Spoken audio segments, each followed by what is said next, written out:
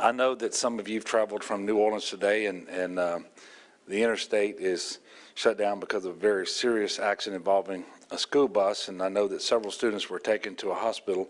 They are in stable condition. Certainly our prayers are with them and their families. This is a year-end press conference, and I want to tell you we've had an incredibly successful year here in the state of Louisiana. Not that we are without challenges, but we are much stronger. We are much better today than we were a year ago. And I wanted to take this opportunity to reflect on some of those accomplishments, after which I will take your questions. I do want to start, however, by updating you on the severe weather we experienced earlier this week across Louisiana. As you may know, yesterday I toured the damaged areas in and around Alexandria and Pineville.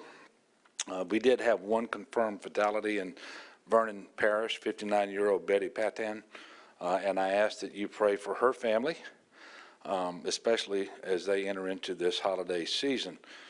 Considering the damage I saw yesterday, however, how widespread it was, how catastrophic it was, in buildings that were inhabited by scores of individuals, including schools with many young children, we should consider ourselves very fortunate and blessed that we did not lose many more lives, and that we didn't really even have serious injuries in Rapides Parish. Because of that damage, I will sign an emergency declaration for the entire state later today. And so far, only Rapides Parish has declared a local emergency and asked for assistance, and that assistance is mainly with tarps for damaged roofs in and around the impacted areas. Obviously, we're going to continue to assess the storm damage to see whether the thresholds have been met, whether that be for public assistance or private assistance, and we're working with the folks there on the ground in Rapides Parish. Now, with respect to 2019, I will tell you that it's evident that one of the biggest accomplishments over the last 4 years is that we've achieved budget stability by working in a bipartisan way, in a balanced way, always mindful of our obligation to deliver balanced budgets. As a result, our state is now operating from a position of strength, not the position of weakness where we were 4 years ago. And I'm going to highlight several areas where make that very, very clear, and that will also prove to be very helpful as our state continues to move forward. Looking back at 2019, perhaps our greatest accomplishment was giving teachers and support workers in public education around the state of Louisiana their first pay raise in 10 years. This is the first step in getting teachers at least to the southern regional average. We also invested $20 million more in early childhood education and made the first net new state general fund investment in higher education in a decade. As you've heard me say before, investing in education at every level is going to be a key priority for me in my second term, but particularly as it relates to early childhood education, which will be my #1 priority for new investments in education. With respect to LED and our workforce, our economy continues to grow. Just this morning, the Bureau of Economic Analysis released figures that show Louisiana's personal income grew at a rate of 3.4%. That is the 14th consecutive quarter of personal income growth that we've had in Louisiana. This is an important indicator because it means that our hardworking people are taking home more money in their paychecks, which in turn allow them to invest in our communities and support themselves and their families just a little bit better. The state's gross domestic product, the GDP, so the size of our economy, is at an all-time high of more than $256 billion with an annual growth rate of 3.8%. Since 2016, we've had more than 200 project wins, delivering more than 40,000 new jobs and retaining over 36,000 jobs, and involving more than $42 billion in capital investments across the state of Louisiana. This year alone, our economic development wins include BASF, CenturyLink, ExxonMobil, LHC Group, Shell, and many, many others. They include more than $1 billion investment for a Methanex expansion in Geismar, and nearly $500 million invested right here with the ExxonMobil Baton Rouge polyolefins expansion. One of the biggest wins for North Louisiana this year was when we announced an agreement to retain CenturyLink's corporate headquarters in Monroe, Louisiana, through 2025, with that campus remaining the Fortune 200 companies hub of operations. And while we're speaking of our cyber corridor, we hosted the National Governors Association Cybersecurity Summit earlier this year in May. We did that in Shreveport and Bossier, and it was the first NGA sponsored event that actually drew individuals from all 50 states, which explains to you just how important cybersecurity is today. And as we've seen that recently, cybersecurity threats are unfortunately the new normal, and this is happening all over the country, really all over the world, but Louisiana is at the forefront of addressing these threats. In November, I signed an emergency declaration following an attempted ransomware attack on the state of Louisiana's network that also allowed us to assist other local governments affected by these attacks.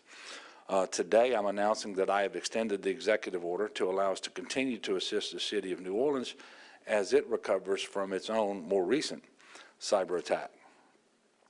At LDH, we continue to see positive outcomes across the state of Louisiana thanks to Medicaid expansion, which today is covering more than 466,000 working adults across the state. A study by Tulane University showed that the percentage of low-income people who said they're putting off going to the doctor because of the costs associated with those visits has dropped by 26% over the past year, and the percentage of low-income people who don't take their medications as prescribed because they can't afford to do so has dropped by 66%. These are the things we need to see if we want to improve health outcomes, and obviously that is our goal. Medicaid expansion has also protected and improved access to health care services in the state. Louisiana has the largest growth in federally qualified health centers in the nation, and unlike our neighboring states, all of the state's rural hospitals remain open for business.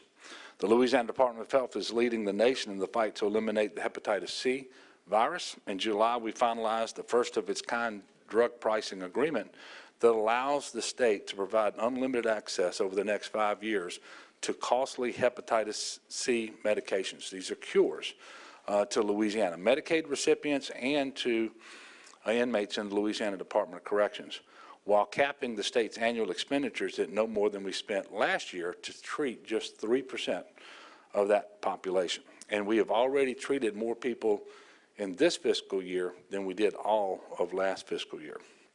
At the Department of Children and Family Services, we are continuing to chart a better path for children and youth in our state's foster care. We extended the age of foster care from 18 to 21 with bipartisan support. The program served 143 youth in the first 11 months of this year through that expansion. The department was recognized by Vice President Pence and the U.S. Department of Health and Human Services for its work to increase the number of children placed in permanent homes.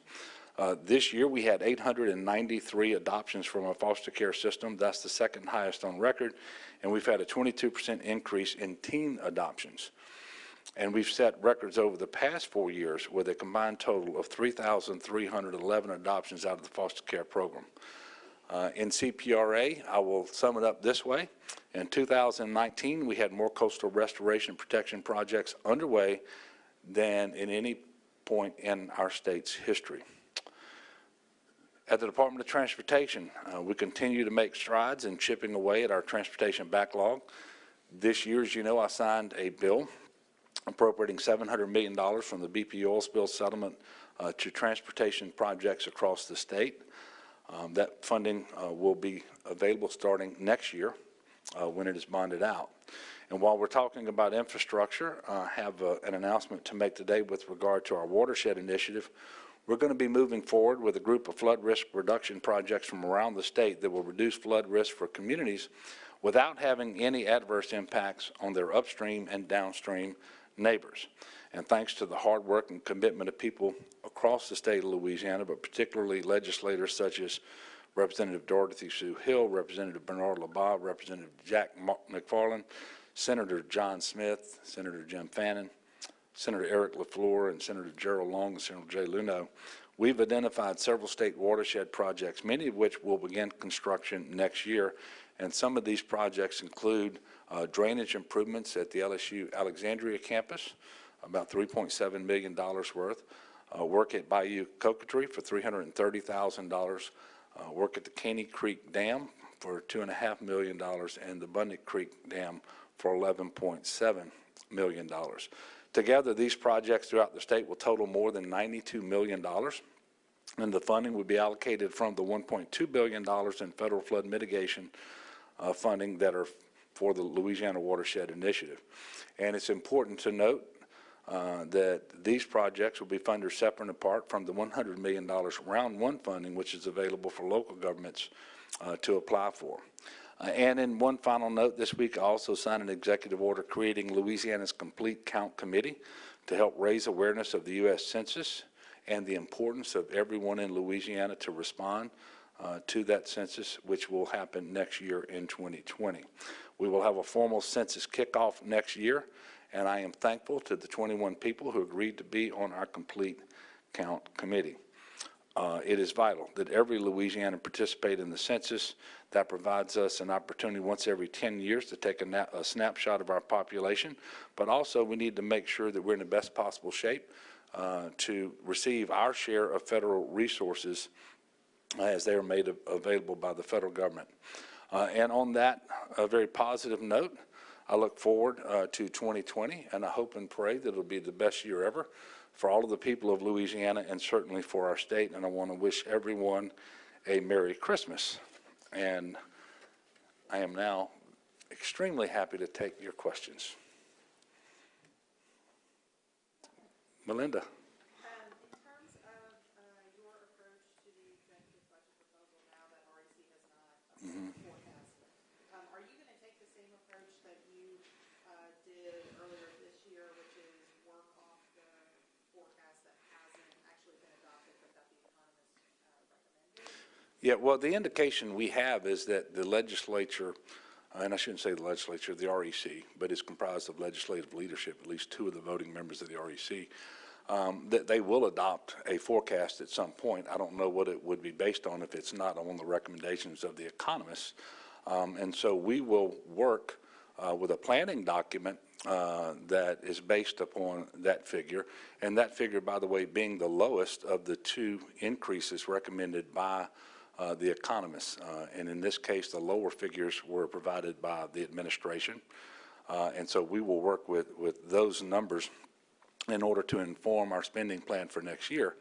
The challenge, as you know, is I'm required to submit an executive budget to the legislature, but it can't be based on anything other than revenue that has been forecasted and recognized. Without that forecast, you can't really submit a budget without being out of compliance with the law when you do so. And so we won't have any choice but to proceed in a fashion that's very similar to what we did earlier this year. And, you know, that's unfortunate. This is just the second time that this has ever happened since REC was created, and it's the second time in 2 years.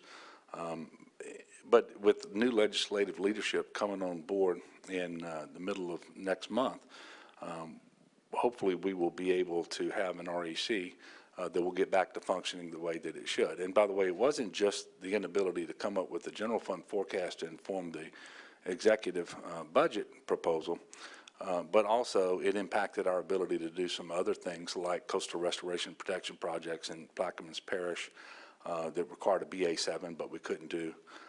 And it's not just the general fund, as you know, it's also funding that comes from statutory dedications and self-generated revenues. Yes? You talked about increases to early childhood education, colleges, and teacher pay. Are those all increases you're going to propose in this year's budget? And if so, does that rely on the REC adopting a higher revenue forecast? Well, sure. I mean, first of all, you can't do anything without a forecast at some point because just like it has to inform my budget proposal, it also has to inform the appropriations bill that gets passed by the legislature. So obviously that forecasted revenue would be part and parcel to these recommendations. And you plan on pushing for all three of those increases this year? Well, I do, and obviously it's contingent upon when we get the forecast made and what that forecast looks like. But these are all three critical areas to our future. You know, education cures a lot of ills. And while we made good progress this year, it was the first teacher pay raise in 10 years. It was the first net increase in state general fund for higher education in 10 years, and we still have one of the lowest expenditures per student in higher education in the nation. And with our goal set by the Master Plan for Higher Education, that by 2030, 60% of working age adults will have a post-secondary credential or degree, we kid ourselves if we think we can get there without net new investments in higher education. So it is my hope, it is my expectation that whether we submit an executive budget or whether we submit a plan, depending on what REC does or doesn't do, that it will contain education funding increases as strategic investments. How big of a teacher pay raise do you want to give this year? I'll announce that whenever I make that decision. But it's a function of what we're able to do, and I've been remarkably consistent on this. Over the next 2 to 3 years, I want to get at least to the Southern regional average. Part of that is not just through teacher pay raises, but it's also through funding the inflationary increase of the MFP as contemplated by the MFP itself, because half of that new funding would go to teacher pay raises when we do that. And then the incremental pay raise doesn't have to be as large in order to get to where we're going. So we're going to be working with legislative leadership, and obviously we have to have numbers from REC to inform what that's going to be. Yes, sir. So would this indicate that you still want to hold fast current taxation levels and that you still oppose an early rollback of the sales tax? I do. Look, what we can't do is create the same problems for ourselves that we did years ago, where we used the fact that that the economy was performing very well, and we had budget surpluses from previous years to make decisions about what we were doing in the out years that ultimately caused us to have all of the budget instability, the multiple budget cuts that happened in each year for several straight years, and sometimes more than once a year. So when we address revenue, we need to do that by looking forward. And you do that in consultation with economists and with legislative leadership to see what we can do. We know that for example, when we talk about this, it's typically the 0.45% increase in the state sales taxes, which is what we're operating on. That is scheduled to sunset in 2025. So I believe that was the year that was selected by the legislature. I think it was prudent for a number of reasons. And we just look forward to making sure that we continue to have the stability that we need to make the critical investments in Louisiana. Is there anything you did not accomplish in 2019 that you would like to report? Oh, sure. You know, we've had goals every year that we weren't able to get done. You know, for example, we're going to go into 2020 with a minimum wage of $7.25. It's been the same since 2009. That is abusively low. It's not a meaningful wage today. And I would hope that we're going to be successful in working with the legislature so that they understand that we're one of just a handful of states now without our own minimum wage, and that does need to be increased over time. And that Congress is out of the business. I mean, they've told us this is going to be left up to the states now, and I hope we can move forward on that. Similarly, we weren't able to get the legislature to agree to address, to any degree, the largest gender-based pay gap in the country, a pay gap that quite simply is offensive, and we need to do better on that as well. So those are two things that come to mind right away. Yes, sir. Governor Sherman Mack has got the House GOP endorsement for his bid for Speaker. Have you met with Representative Mack? Yes, on a couple of occasions over the last several weeks, Representative Mack has called and asked to sit down and speak to me, and we've been able to do that, and I've met with others who then or now are seeking to be Speaker as well. Do you support Mack's bid for Speaker? The legislature, in this case the House, will determine who the leadership will be vested in, and the House will determine that for the Speaker, obviously, and The only thing I ask for is leadership that will work in good faith, in a bipartisan way, to address our state's needs and move the state forward, and leadership that doesn't, pursue hyper-partisanship and kind of camouflage it. And what's really going on is obstruction, and instead of independence. Do you have any concerns about the Attorney General and Senator Kennedy and the approach they've taken in asking the Republicans to essentially sideline the Democrats in the decision-making process and prosecution? Well, it just sounds like that's a move towards Washington, D.C. Style governance, and just look at Congress and see how that's turning out for us. It would be a tremendous step backwards, in my opinion, for that to happen. And I would hope that the legislators understand that, and the last thing that they should embrace is a move towards Washington, D.C. style governance, and that is based strictly on party. That's not been our tradition here in Louisiana. I think it's one of the things that's served us well over the years, and hopefully the legislature won't jettison that this year. On a different note, with the Tigers heading into the Peach Bowl, likely to make it to the national championship, how do you feel that the inauguration is the same day as the national championship? I think we're going to have two great things to celebrate in the state of Louisiana.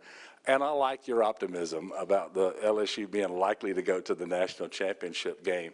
I feel like we've got a great chance to beat Oklahoma as well. But being a fan, I know that they have a very good team. Their quarterback was a Heisman candidate himself, and someone that LSU has played a number of times over the last several years when he quarterbacked at Alabama.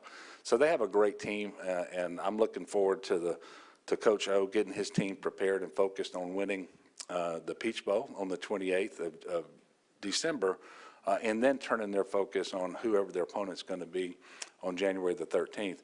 But I will have to tell you, and I noticed this as I was campaigning as well, that the success that the Tigers have had on the football field has really inspired and excited the state of Louisiana to a degree that I have not seen before. And then the fact that our quarterback, Joe Burrow, brought home the Heisman Trophy this past weekend for the first time in 60 years to LSU was tremendously exciting, too. And the opportunity that I had to be there when his name was called, and then to be in that room when he gave a tremendous acceptance speech, one that I think inspired the country. I was very, very proud of him. I was very, very proud of our coach and our program at that university. And it's just a good time to be a Louisianan right now, and that's part of it. Yes, sir. Governor, one of the people, the guy we're sitting next to at the Heisman ceremony, of course, John Alario. Yeah. Will he be serving any sort of, if nothing else, advisory role? Well, he and I have become very good friends. He is a trusted confidant and somebody who is a mentor to me. He literally has been in the legislature almost as long as I've been alive. And he, I think, has learned a great deal over those years. And so I would expect that at the very least he will take my calls and listen to me and give me his best counsel from time to time. And whether it's going to be more than that, I'm not sure. But I do wish him the very best going forward. And I want to take this opportunity to thank him for his decades of dedicated service to the state of Louisiana, which has been exemplary. And I will tell you, his leadership over the last 4 years has really meant a tremendous amount in terms of us being able to be successful in creating the stability that the state lacked for so long and that we needed in order to move forward and to get to where we are today. And like I said, we still have challenges, but we're much better today than we were 4 years ago. And I believe we're going to be much better and much stronger 4 years from now relative to where we are today.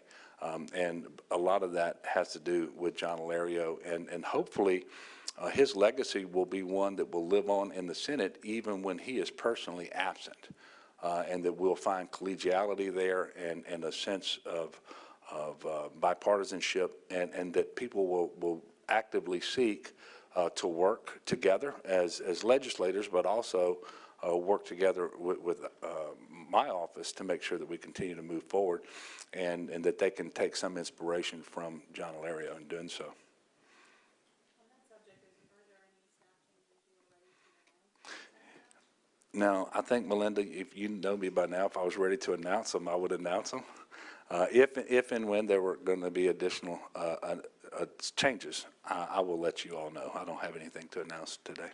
Yes, sir. Are there any red lines for you? A lot of the Republicans have talked about tort reform being the top priority of them. Are there any red lines for you in terms of things that you would absolutely oppose, such as, the jury trial threshold, or anything like that that you're sure?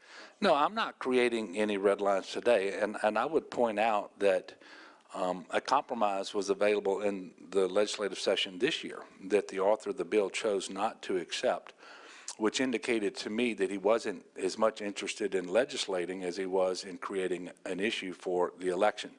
Having been a legislator for 8 years, I know that if you have a bill that seeks 5 different objects and that bill is dead and you're given the opportunity to have 2 of them put into law, you always take that opportunity and you declare victory, and then you keep working on the other 3 if you're committed to them. That's not what they chose to do this year. So I know that there is some movement, some compromise that's possible, and quite frankly, I look forward to engaging with legislators and legislative leadership to make sure that happens in a responsible, balanced way going forward. Yes, sir. I think Jay Darden makes an excellent commissioner of administration. One more. In terms of the inauguration, how are the plans going? Are there any changes that we will be seeing from the last time? What's that? So the inauguration is going to happen, obviously, I think it's 11:30 on the 13th of January, the Constitution prescribed date, the second Monday of the year for the inauguration to happen. I think for the most part it will look very similar to what happened 4 years ago. It'll be done here at the state capitol, barring inclement weather, which there's not really a plan for inclement weather other than to go into the House chamber and just try to make it happen. But it's going to look remarkably similar. The differences will be that we don't want to plan, pay for, and put all the energy into a ball for that night, knowing that the national championship game will be played in New Orleans, and while we hope and believe that LSU will be there, because it would be very hard to have a governor's ball without the governor, and I'm going to be at the Superdome, so we're not going to have the ball, but the inauguration itself will look very, very similar, and I think it's a day that the state can look forward to, and we'll have a new legislature in place by then. We're going to have new legislative leadership. I don't know whether the committee chairs and so forth will be announced, but we'll have a new speaker and we'll have a new president, and all of the statewide elected officials will be sworn in. And hopefully we're going to have good weather and we're going to be able to do it just as planned. Anything else? Well, I want to thank all of you, and again, wish you nothing but the best in 2020 for your families and for your communities, and certainly for the state of Louisiana, and a very blessed and Merry Christmas. God bless you.